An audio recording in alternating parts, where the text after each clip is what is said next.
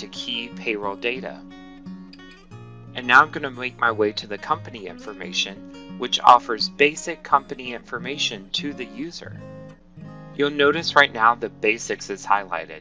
This is the name and address and the bank account information for the company. And now as we continue on to the menus on the screen, the organizational levels are going to offer different call centers as it applies to this company. We can have different divisions, different branches, departments, or teams. The earning and deduction codes are going to show you all of the available earnings and deductions that are available for this company. And then as I make my way to the states, this is going to show me the states where this organization is doing business. And now I'm going to make my way into the employee menu. This is where you will add or update employee information into the software. As we look in the center of my screen, I'm going to be able to see a table full of employee information. And slightly to the right of this, I'm going to be able to do a quick preview of that employee's specified information. And to edit or drill down into an employee, we just need to simply double click on that employee's name. And looking at the screen, we're going to follow the menus on the left, such as the personal, the labor defaults, ACA. So the personal is a few different sections where we can update the employee's information, as well as input their hire status, where they currently are, when they were hired, if they're active. The labor defaults tab is going to allow us to apply specific jobs to employees. It'll also bring in our union information and this employee's call center. Our ACA menu is going to allow us the ability to control and maintain that employee's ACA compliance. And as we view our pay menu, we're going to be able to monitor the employee's compensation information as well as their FLSA status. The federal, state, and local menus are going to allow us to monitor the employee's wages for tax statuses. A few other menus we have is the ability to add child support garnishments. Direct deposits, employees can see any scheduled earnings or deductions that are going to come out of their account. And then also we have access to the employee portal. The employee portal is where we control what the employee has the ability to log on to their self-service portal and what they have access to see. We also have the ability to bring notes in. We can bring these notes in as reminders for payroll, or we can do general notes in the system. And auditing information is very important. Everything in our system is auditable.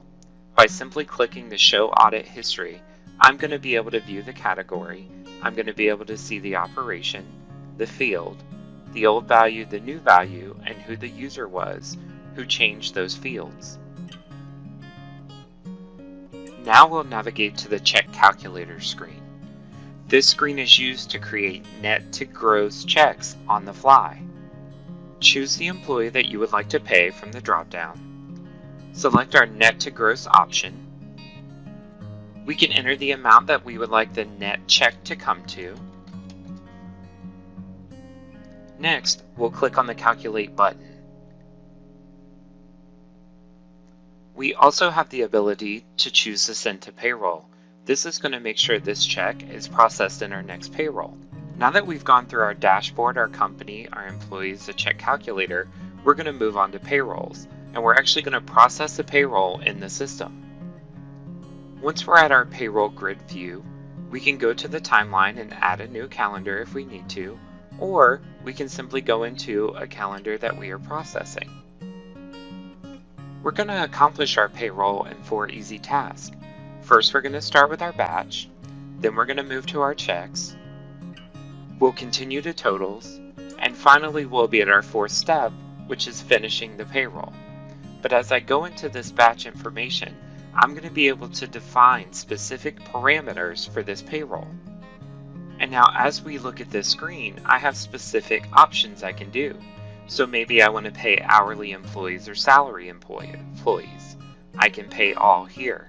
I can also bring in certain templates that may be in the system, such as commissions or maybe a reimbursement check. And in the event you have a specific check template, you can select that information as well.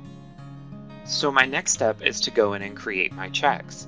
This is actually creating my check entry area. Now, as we look at this grid, there are specific things that we can note. One, this grid is customizable. We can take this grid and move these items from left to right. We can also populate these columns however we need based on the view that we want to see. In addition, we also have the ability to reconfigure the grid completely. We can take these items and move them left to right or up and down. Once we apply this, the grid will be reconfigured and it will save those changes. And now as I enter my grid, I can use my keyboard and my arrow key to quickly add those hours that I need to populate for this payroll. Just by entering the information and clicking enter, it's going to instantly take me to the next line item. And my summary detail is going to allow me to enter payroll information in a lot more detail for every person in this batch.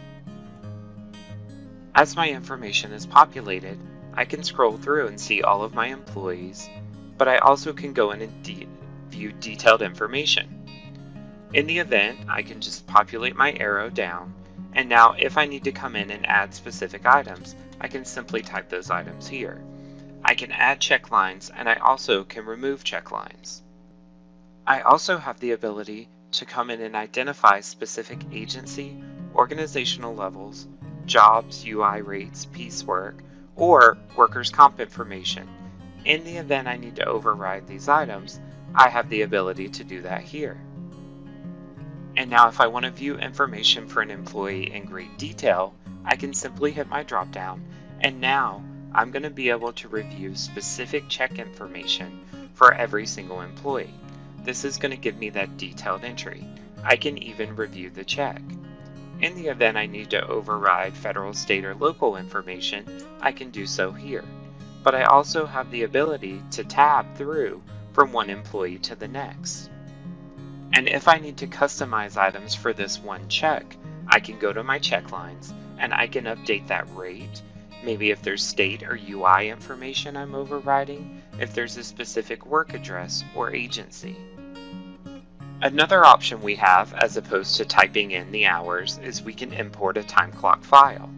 We can simply go to our computer, choose that file, upload that file, and import into the system. And now that my information is in the system, I'm going to pre-process this payroll.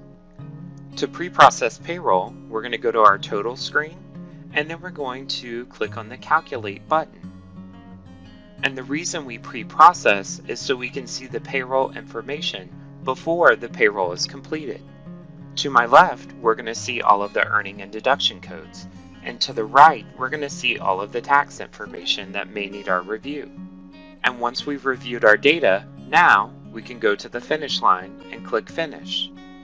And now that I'm at my finish line, I can simply click the Process Payroll button. This is going to submit my payroll. From here, I can print all of my reports, send items to the task queue. Next, we're going to go to our reports. To get to the reporting, we're going to click on the Reports tab on the left menu. From this screen, we're going to have three options: our defined reports, our published reports, and our ad hoc reports. Defined reports are those reports that can be ran on demand for this company. To do so, we're going to select the report and then click on the Configure button. We can select all of the necessary parameters from each of these tabs on how we're going to generate this report.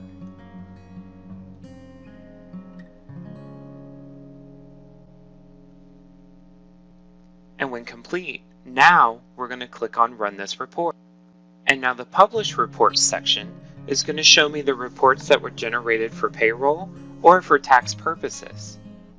So from this screen, I can select the report that I would like to preview, and now I'm going to preview this report.